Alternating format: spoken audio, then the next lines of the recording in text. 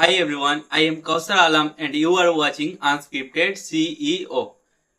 ये मेरा जिंदगी का पहला पॉडकास्ट है और हमारे साथ हैं mister Tajim Uddin, director of shining group of institution.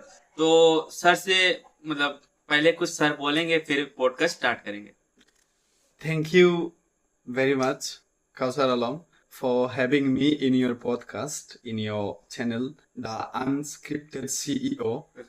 I'm very happy that, of course, it is his first podcast, and it is also my first podcast. And I am happy not for this. I am happy because he once had been my student, and today I'm shooting a podcast with my students. So for that, especially, I'm very happy, and my heart goes for that. And now, about me, of course, I am Tazim Uddin. In social media, my handles are Shining Ruby and director of my own Shining Group of Institutions. Okay, Kawsar, you can go for your... Okay, sir. I will ask some questions about the education system, and the podcast will be based on education system. So, sir, my first question is the current education system preparing students for the future?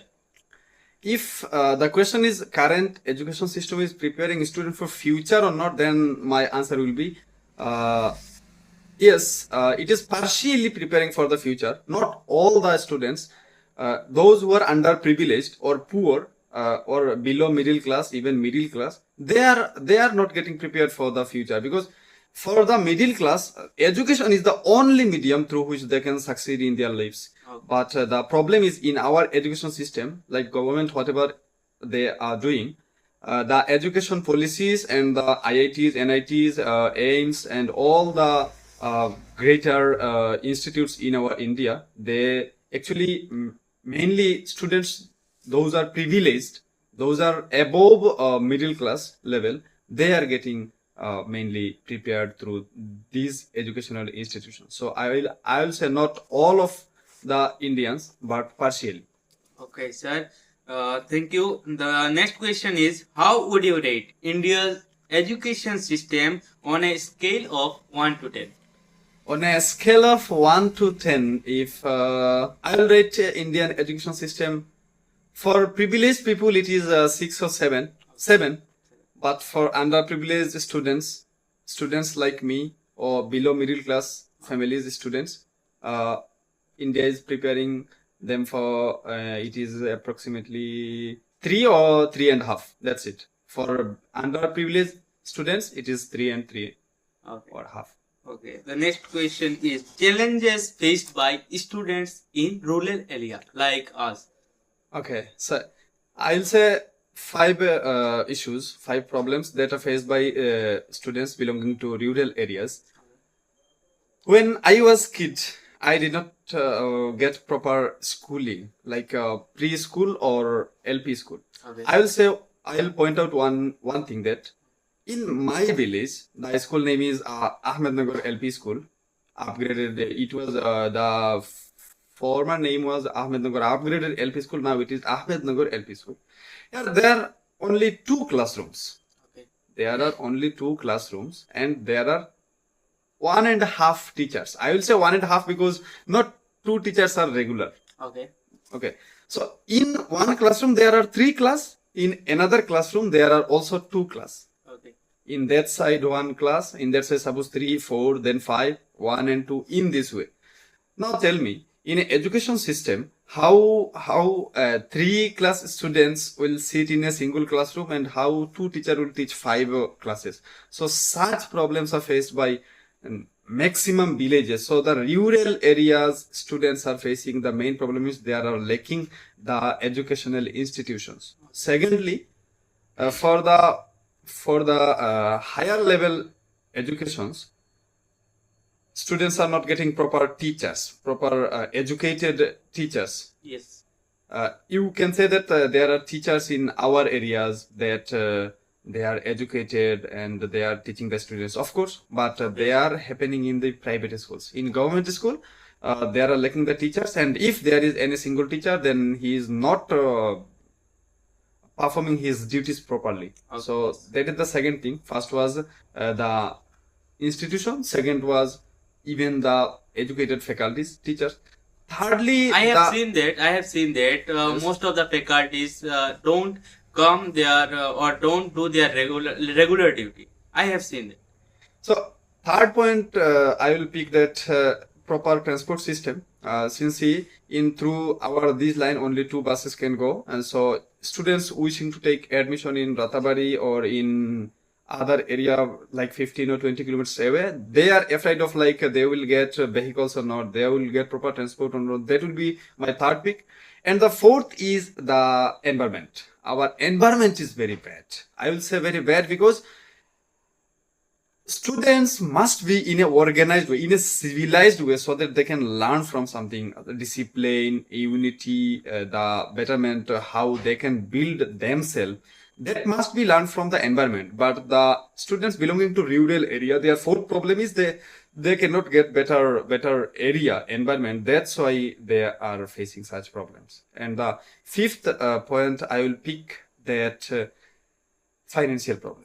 Of course, they are very poor. Mainly poor families remain at the rural area. The people who get rich, they actually leave the rural area and they get transported to a urban area. Urban. So simply, the fifth problem is that the financial problem.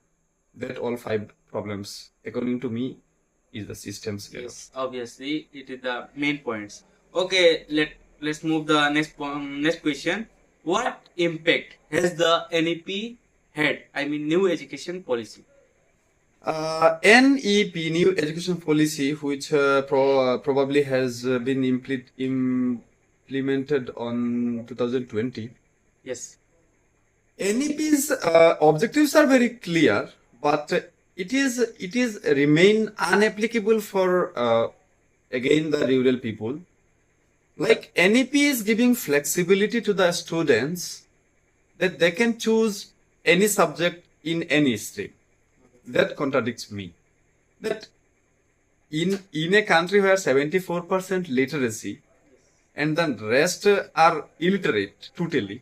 Yes. Now here, first to reach education to 100%. That should be the motive. And then flexibility. Now, students till class 10, they do not know. I'm talking about the students belonging to rural background. Okay. They do not know their objectives, their destination, what they should do after class 10. Yes. They don't know. And you are giving the flexibility to choose which subject they wish. First, government should work for, NEP should work for, to make them known about the future. That's why education must be rich to them. Yes. That is one of the objectives. It is okay for some part of India, Yes. but some maximum parts of India are still, it is not beneficiary. And also, NEP has a good impact on, at least there is something impact that has made by NEP. Previously, there was no NEP, so we were using the old method of education. And also the teaching method has been improved by NEP, so I will appreciate this. But some of the its articles, like it is rules, whatever regulations are, some contradicts with me. Okay, thank you. The next question is, should financial literacy and life skills be taught in schools? 100%. I will agree that financial education and life skills, and I will also add 2 points like education related to sex education and education about what their career should be.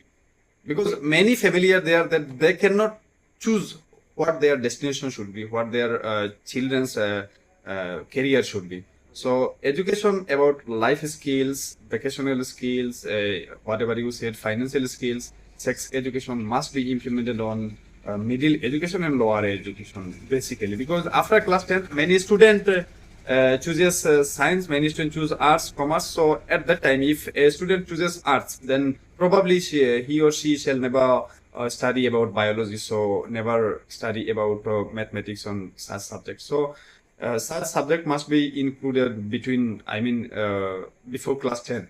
Then only student can know about all the fields, knowledges. Okay.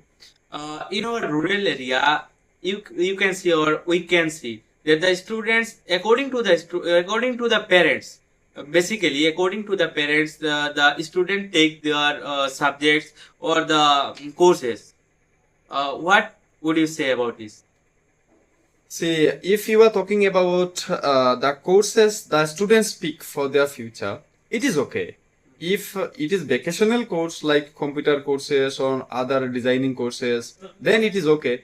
But if it works for their future, like choosing science, arts, or commerce, then we must think of that. The family must be responsible for their children because they did not get proper education before class 10. Then they cannot decide what their future is. So it is the responsibility of parents as well as the institution where the students is studying. They should make the student know about his future so that he can choose a proper field to carry his future education. For that, I will request the students organization or educational organization. Then, if they attend a few seminars in rural areas to make the students known about their future, future career counseling seminar, that will help the students. So I think, of course, the vocational courses are okay. But if to choose the future degree courses or science or arts streams or commerce streams, then they must be guided by their family educated one or their teachers. That's what I think. Okay, good point. Now the next question is, what are the biggest challenges faced by the students nowadays? Nowadays, the biggest challenges are the first one is cell phone, smartphone. Okay. It has a good side, but the Gen Zs, especially the students, are not taking the advantage of good side. Automatically, they are getting down by the bad sides. Actually, not all students. So maybe some of them. maximum of the students are using smartphones in very early age, and due to the smartphones, reels and all the social media platform, they are diverted from their actual determination, their actual path. So I think cell phone should be avoided by the parents, by the teachers, should be strict about that the students are using cell phone or not, and if they are using, then for what purpose they are using. So that should be very clear. That is one problem. Another problem is again the guide. If the student does not get the guide properly, then of course he cannot choose his life or his career properly. So that should be the main two picks: guidance and social media. Okay. That's all my questions, and you have answered 8 out of 8. Okay. Okay. So Kawsar, I'll ask you if you have any opinion about the education system or to improve, if you wish that the society can improve by watching your podcast, then what impact you wish to tell that what impact they should make in the society? Whatever you have said, that's all correct and 100% true. And I also agreed. So I would like to say only one thing that you have said, and we also know that the education system is totally corrupted.